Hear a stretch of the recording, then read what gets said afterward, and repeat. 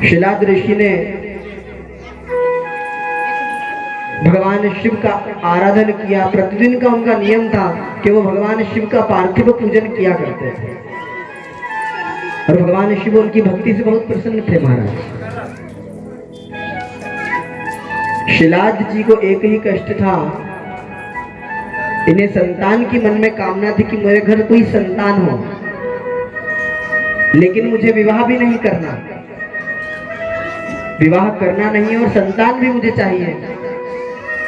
अब भगवान शिव का जब तप किया है, कठोर तप करने पर भगवान शिव प्रसन्न होते हैं और वर देते हैं कि तुम जब यज्ञ कर रहे होंगे तो उस यज्ञ की अग्नि से ही मेरे अंश स्वरूप तुम्हारे घर में एक पुत्र का प्रागट्य होगा। शिलाद जी महाराज भगवान शिव का स्मरण करके यज्ञ कर रहे थे, उसे यज्ञ अग्नि से भगवान नंदी जी महाराज का प्रागट्य होता है।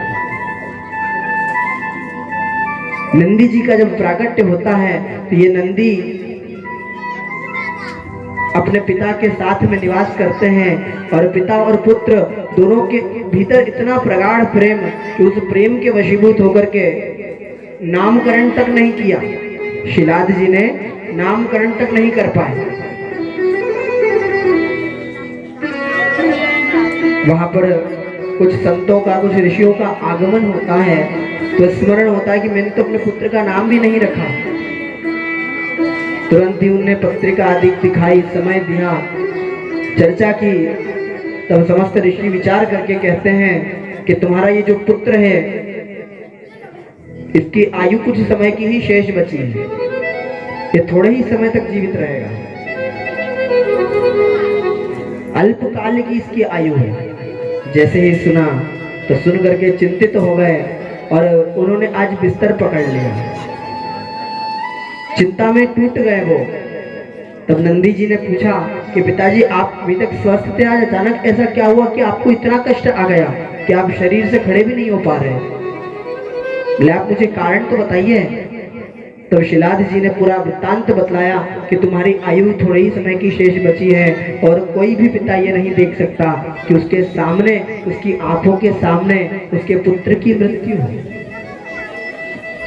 तो बोले पिताजी जिसने मुझे आपके पुत्र के रूप में भेजा है वही मेरी आयु की रक्षा करने वाले होंगे। और नंदी जी ने महादेव का आराधन किया, तप किया, निरंतर पूजन में लीन हो गए और इतनी अत्यधिक कठोर तपस्या की है कि भगवान शिव प्रसन्न हो गए। प्रसन्न होकर जब वर देने के लिए आए तो कहा भगवान इस धरती पर अगर आप मुझे रखेंगे तो एक न एक दिन मेरी मृत्यु निश्चित रूप से होगी, क्योंकि इस संसार में हर व्यक्ति को जन्म मरण के चक्र में पड़ना पड़ता है। तो नंदी जी कहते हैं कि महादेव मुझे ऐसा वर प्रदान करें कि मैं जरा रहित रहूं, अजर और अमर रहूं और सदैव मेरी भक्ति आपके चरणारविंद में लगी रहे। जैसे ही प्रार्थना की तो भगवान शिव कहते हैं कि तुम्हारा जो सांसारिक कर्म है, तुम्हारे पिता की मृत्यु होने के पश्चात तुम मेरे प्रमुख गण के रूप में विद्यमान होगे, प्रमुख गण के रूप में विद्यमान होगे। इस प्रकार से वर दिया है और इसीलिए किसी भी शिव मंदिर में नंदी का आप दर्शन करते हैं तो कई लोगों की आदत होती है कि वह नंदी जी के कान में अपनी समस्याओं को बोलते हैं। उसका कारण क्या है?